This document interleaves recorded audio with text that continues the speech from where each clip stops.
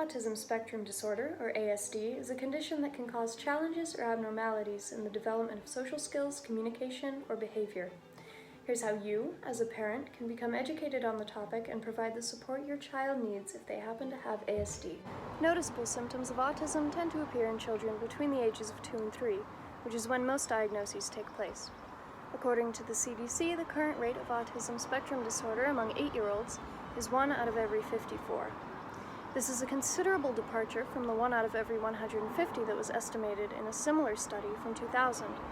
Why have rates of autism seemingly tripled over the past couple decades?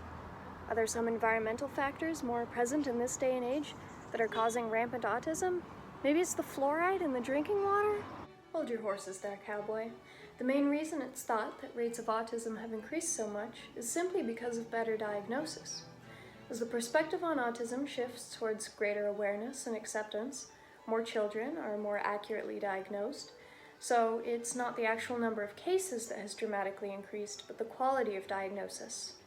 It's also important to note that ASD varies a lot from person to person. There are a wide variety of symptoms, some of which are much more or less severe, or more or less noticeable than others.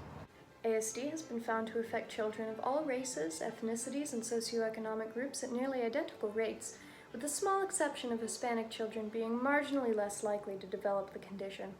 However, boys are 3 to 4 times more likely to have autism than girls, although this statistic is somewhat contentious as well, seeing as how symptoms often appear differently in boys than they do in girls. So that brings us to the question that you've no doubt thought about at least once. Do vaccines really cause autism? No.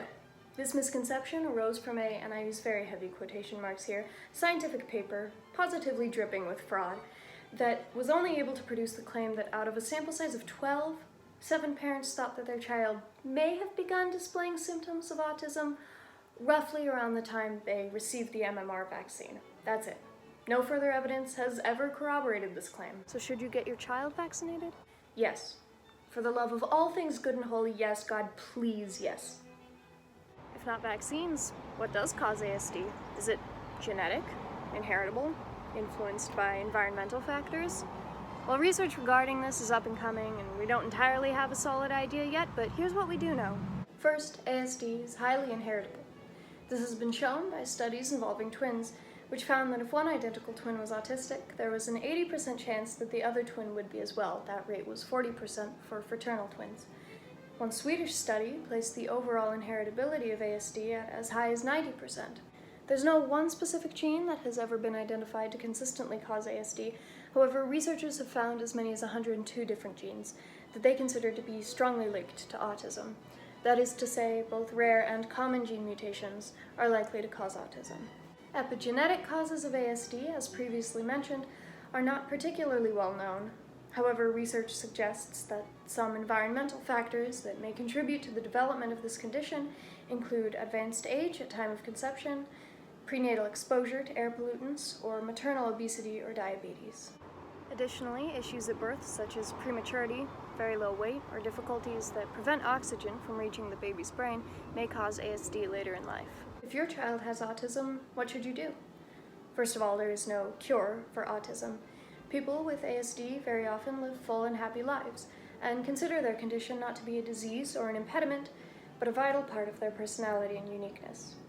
The best way to support an autistic child is to learn as much relevant and reliable information about ASD as possible.